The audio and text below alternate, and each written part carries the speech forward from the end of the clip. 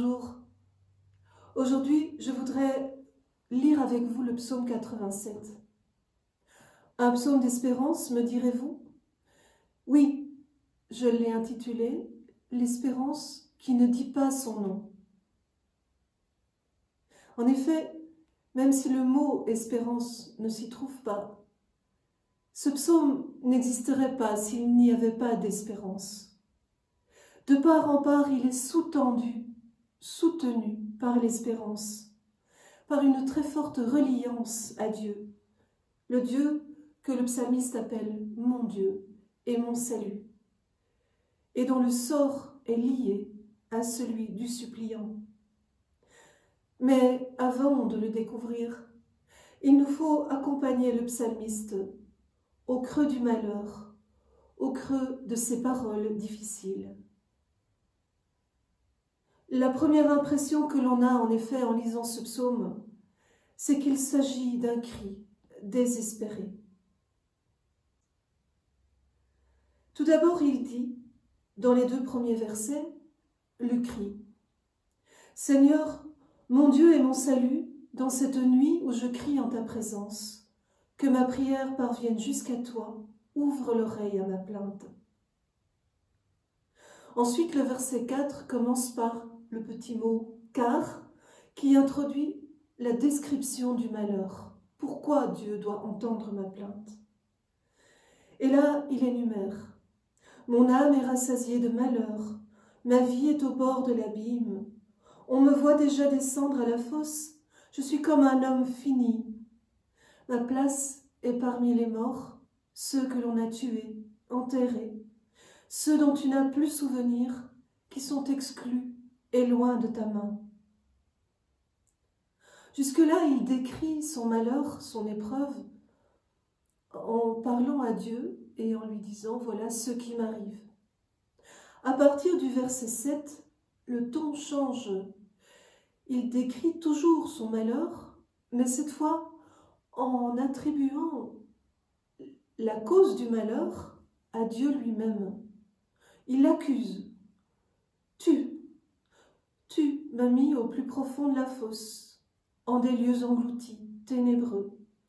Le poids de ta colère m'écrase. Tu déverses tes flots contre moi. Tu éloignes de moi mes amis. Tu m'as rendu abominable pour eux. Enfermé, je n'ai pas d'issue. À force de souffrir, mes yeux s'éteignent. Là, au verset 10, il rebondit dans son cri. « Je t'appelle, Seigneur, tout le jour. Je tends les mains vers toi. » Il y a quelque chose de physique dans son appel. Après ce deuxième appel, il continue à décrire son malheur, mais cette fois sous forme de questionnement, d'interrogation, toujours adressé à Dieu. « Fais-tu des miracles pour les morts? Leur ombre se dresse-t-elle pour t'acclamer? Qui parlera de ton amour dans la tombe, de ta fidélité au royaume de la mort? Connaît-on dans les ténèbres tes miracles et ta justice au pays de l'oubli? » Voilà des questions. Une troisième fois, il rebondit dans son cri au verset 14. « Moi, je crie vers toi, Seigneur. Dès le matin, ma prière te cherche. » Ce troisième cri est suivi d'un nouveau questionnement. Pourquoi me rejeter? Pourquoi me rejeter, Seigneur? Pourquoi me cacher ta face? Et de nouveau, une description de son malheur qui va se terminer par l'impasse totale, la ténèbre. Malheureux, frappé à mort depuis l'enfance, je n'en peux plus d'endurer tes fléaux. Sur moi ont déferlé tes orages, tes effrois m'ont réduit au silence. Ils me cernent comme l'eau tout le jour. Ensemble, ils se referment sur moi. Tu éloignes de moi amis et familiers. Ma compagne, c'est la ténèbre.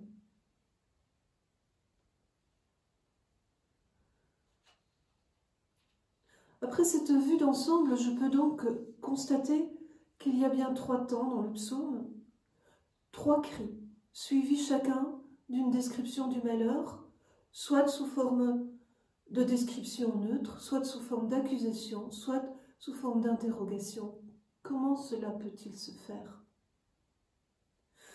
Le malheur est évoqué par des mots de mort, de fosse, de rassasiement de malheur, l'image de loup qui le cerne de toutes parts. Et surtout, à la fin, le plus terrible, c'est la solitude, l'éloignement de ses amis et de ses familiers, la ténèbre. Alors comment comprendre cette accusation, cette façon de rendre Dieu responsable de mon mal? C'est ici qu'il est important de comprendre la différence entre la plainte et la lamentation. Quand on lit le livre de Job, par exemple, on peut bien observer cette différence, parce que Job passe de l'un à l'autre un peu sans arrêt. La lamentation, c'est le malheur qui m'enferme en moi-même. Je me lamente, je ne vois pas d'issue, et je suis enfermée dans mon problème. La plainte, c'est quand je parle à quelqu'un, c'est quand je l'adresse à Dieu. Ça peut avoir le même contenu, mais c'est dit à quelqu'un. Et donc, il y a une première sortie de soi qui permet que je ne suis plus tout seul, je ne suis plus enfermée dans mon malheur, même si j'en parle à Dieu. Bon, j'en parle à Dieu. De là à l'accuser, il y a encore un pas.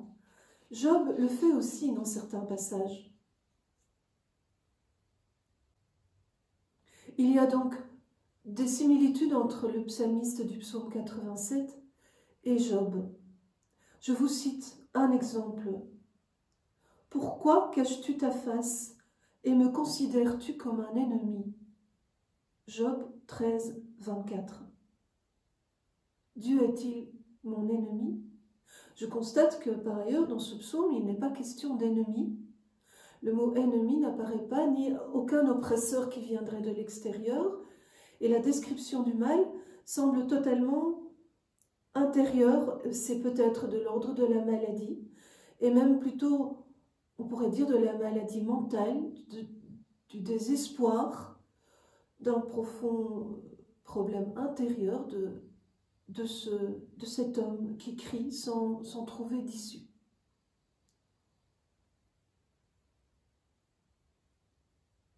Comment comprendre aussi le questionnement? Le psalmiste pose des questions à Dieu. Fais-tu des miracles pour les morts? Leur ombre se dresse-t-elle pour t'acclamer? Qui parlera de ton amour dans la tombe, de ta fidélité au royaume de la mort? Connaît-on dans les ténèbres tes miracles et ta justice au pays de l'oubli? Toutes ces questions portent sur la problématique de l'impasse de la mort. Et en fait, dans ces questions, il y a comme déjà une forme de plaidoyer. On peut dire que ce sont des questions rhétoriques. Qui parlera de ton amour dans la tombe? Personne, bien sûr. Donc, aide-moi à ne pas aller jusqu'au bout de ce chemin de catastrophe. Cette façon de parler peut être aussi une sorte de plaidoyer qui veut toucher l'émotion de l'interlocuteur. C'est trop dur. Pourquoi tu me laisses tomber? Je suis ton ami. Ne me laisse pas. Ne me cache pas ta face. Mais plus profond, il y a derrière ces questions la conscience que, dans la Bible en tout cas, le Sheol, le lieu où se trouvent les morts, la fosse, l'abîme, comme il est appelé dans ce psaume, est un lieu où Dieu n'a pas de place, un lieu où on ne pense plus à Dieu, un lieu où Dieu lui-même n'est pas présent, le lieu de l'oubli. C'est dit d'ailleurs dans le psaume, « Je suis dans le lieu de ceux qu'on a tués, enterrés, ceux dont tu n'as plus souvenir, qui sont exclus et loin de ta main. » Et donc c'est un thème qu'on retrouve ailleurs dans la Bible qui suggère que, en fait, la louange appartient aux vivants et pas aux morts. Et que donc Dieu a tout intérêt, s'il veut être loué, Dieu a tout intérêt à ce que je ne meure pas. Voilà l'idée qui se cache derrière ce verset. Qui parlera de ton amour dans la tombe? Personne si tu ne me sauves pas. On retrouve cette idée dans le psaume 6, verset 6. Personne dans la mort n'invoque ton nom. Au séjour des morts, qui te rend grâce? Personne. Au psaume 113, les morts ne louent pas le Seigneur, ni ceux qui descendent au silence. Nous, les vivants, bénissons le Seigneur. Ou encore dans le cantique d'Ézéchias qu'on trouve au chapitre 38 du prophète Isaïe. Ézéchias est malade, il est dans un contexte où il supplie Dieu de le sortir de sa maladie, parce que Dieu lui a dit « Prépare-toi à mourir, tu es malade et c'est une maladie mortelle ». Ézéchias ne veut pas, et Ézéchias supplie. Et dans ce contexte, il dit « La mort ne peut te rendre grâce, ni le séjour des morts te louer. Ils n'espèrent plus ta fidélité, ceux qui descendent dans la fosse. Le vivant, lui, te rend grâce comme moi aujourd'hui. » Une dernière citation pour illustrer mon propos, c'est dans le livre de Ben Sira, au chapitre 17, les versets 27 à 28. Qui pourra célébrer le Très-Haut dans le séjour des morts? Remplacer les vivants qui rendent gloire? La louange est enlevée aux morts, puisqu'il n'est plus. C'est le vivant, le bien portant, qui célébrera le Seigneur. Et voilà donc, caché dans la question même du psalmiste, une forme de plaidoyer. Si tu ne viens pas à mon secours, je ne pourrai plus te louer. Revenons au psaume. Moi, je crie vers toi, Seigneur. Dès le matin, ma prière te cherche. Pourquoi me rejeter? Pourquoi me cacher ta face? Malheureux, frappé à mort depuis l'enfance, je n'en peux plus d'endurer tes fléaux. Sur moi ont déferlé tes orages, tes effrois m'ont réduit au silence. Alors, Dieu est-il devenu mon ennemi? Ce Dieu que j'appelais mon Dieu, mon Seigneur et mon salut au début du psaume, est-il devenu mon ennemi, celui qui m'enfonce, celui qui veut me voir mort? Dieu est-il aux enfers? Il y a quelque chose de paradoxal évoqué par le contraste entre le verset 6 et le verset 7. Je pense qu'il n'y a pas vraiment de réponse à cette question si on la pose comme ça. Dieu est-il responsable de ce qui m'arrive? La réponse que donne le psaume, c'est « N'oublie pas, ceci est une prière, et non pas un traité de théologie qui vient expliquer le mal. Ceci est une prière et donc c'est exprimé depuis le point de vue du suppliant. Et il se peut que dans une certaine dimension de l'épreuve, dans un certain degré de l'épreuve, le suppliant qui reste croyant dise à Dieu « Qu'as-tu fait là? Te rends-tu compte de ce qui m'arrive? Si tu fais rien, te rends-tu compte de où je suis arrivé? » Quand on est dans l'épreuve, on a ce réflexe qui est normal, qui est de chercher d'où vient notre épreuve. Dans la Bible, il est souvent question de la colère de Dieu. Et la colère de Dieu, on va la chercher comme la solution au problème de certaines épreuves. Par exemple, comme une punition contre ceux qui ont fait le mal, ou comme une mise à l'épreuve de Dieu qui voudrait savoir jusqu'où je suis capable d'aller. J'avoue que je ne suis pas très à l'aise avec cette image-là de Dieu. Je pense que si on pose la question comme ça, on se trouve dans une impasse. C'est soit il n'y a pas de Dieu et le mal est absurde, soit je crois en Dieu et le mal est tout aussi absurde parce que je ne peux pas croire en un Dieu qui veut le mal. C'est donc vraiment une nuit, dans cette nuit où je crie en ta présence.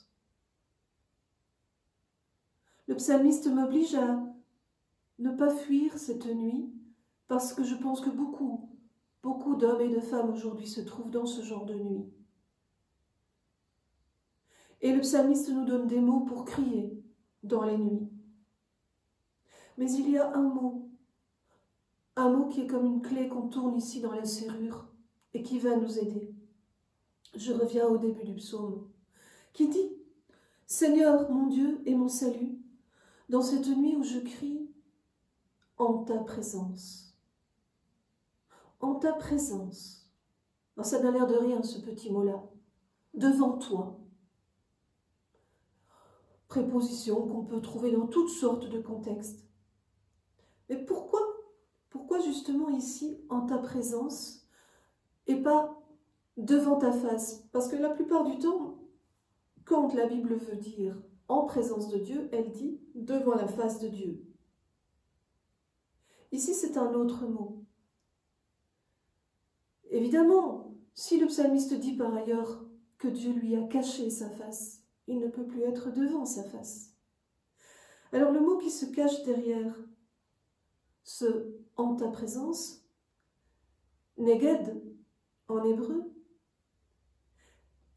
c'est le mot qui est utilisé pour dire le vis-à-vis de l'homme et de la femme dans le récit de la Genèse. Au moment où Dieu dit « il n'est pas bon que l'homme soit seul », je vais lui faire une aide qui lui correspondra. Littéralement, une aide qui lui soit comme un vis-à-vis. Neged. Chouraki propose de traduire ce verset de Genèse 2,18 par « je ferai pour lui une aide contre lui ». Et il explique « contre » dans les deux sens du terme. Contre, c'est-à-dire tout proche, ou contre, opposé. Et les deux se trouvent dans le même mot. Parce qu'en fait, cette préposition en présence de, vis-à-vis de, devant, contre, vient d'une racine, nagad, qui signifie opposé ou proche, et aussi relater, raconter, rapporter. Donc la racine du récit, la racine qui dit la parole. Le vis-à-vis que Dieu nous donne, c'est un vis-à-vis de parole. La relation, une relation axée sur la parole, et non la solitude de l'enfermement sur soi. Il n'est pas bon que l'homme soit seul, je vais lui faire une aide qui lui correspondra, donc qui lui répond. Or ici, dans le psaume, le psalmiste se dit en présence de Dieu, vis-à-vis de Dieu, dans une position de demander des comptes, de correspondre, de répondre. Alors, oui, c'est difficile à comprendre dans cette nuit où je crie en ta présence. Comment associer la nuit et la présence? Et même encore plus littéralement, si on regarde le psaume à partir de l'hébreu, il est écrit « Le jour, j'ai crié, la nuit devant toi ». Je pense qu'on peut presque comprendre ceci. Le jour, j'ai crié, dans la nuit, de ta présence. Alors on comprend que la présence de Dieu est comme une nuit.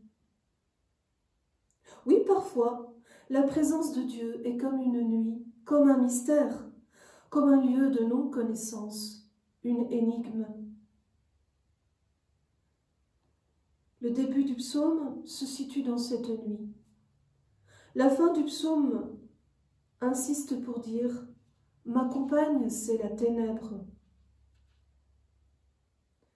La fin du psaume désigne la ténèbre comme la seule compagne de l'homme en détresse.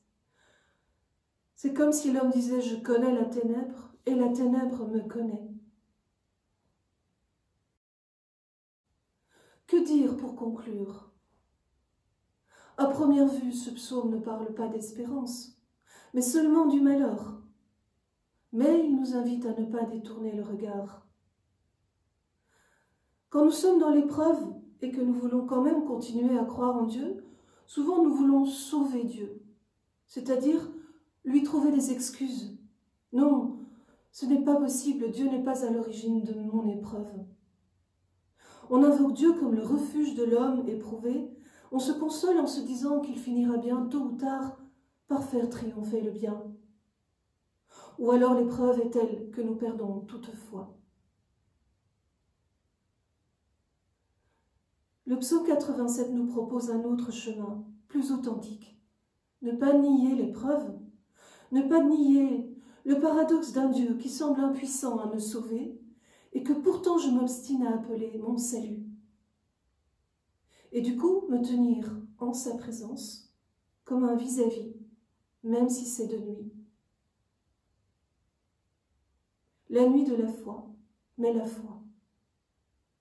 À ce point de ma méditation, je ne peux m'empêcher de voir dans l'homme du psaume 87 le Christ lui-même,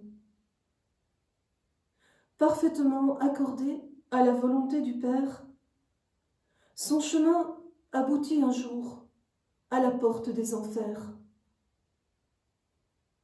À Gethsémani, dans une prière d'angoisse, il crie vers le Père dans la nuit de sa présence. Et en même temps, il acquiesce à ce qui doit arriver. Sur la croix, il se sentira totalement abandonné. Et pourtant, qui parlera de ton amour dans la tombe, de ta fidélité au royaume de la mort, sinon lui?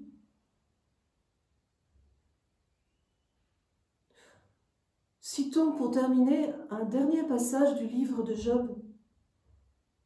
Au chapitre 17, les versets 12 à 16, il dit « On veut faire de la nuit le jour. Face aux ténèbres, on prétend que la lumière est proche. Si je dois espérer le séjour des morts comme demeure, étendre dans les ténèbres ma couche, appeler la fosse mon père, la vermine, ma mère et ma sœur, où donc est mon espoir? Mon espérance, qui l'entrevoit? Elle descendra jusqu'au fond du séjour des morts, quand ensemble nous enfoncerons dans la poussière. » Ces mots terribles de Job suggèrent que l'espérance est morte. À moins qu'il ne suggère autre chose. Dans le séjour des morts, où il n'y a plus d'espérance, Job descend en emmenant avec lui son espérance. Elle y descend avec lui, elle y demeure avec lui. Serait-ce qu'il fallait aller jusque-là pour réintroduire l'espérance au séjour des morts? Job serait-il alors une figure du Christ qui descend aux enfers? Nous entrons en semaine sainte. Le psaume 87 y tiendra une place importante pour nous aider à contempler la passion de Jésus. Pour nous, il accepte d'aller jusque-là. C'est lui qui fera ressusciter notre espérance. Quand nous pourrons chanter au matin de Pâques, « Il est ressuscité, le Christ, mon espérance ». Bonne semaine sainte, bonne fête de Pâques, beau temps pascal dans l'espérance.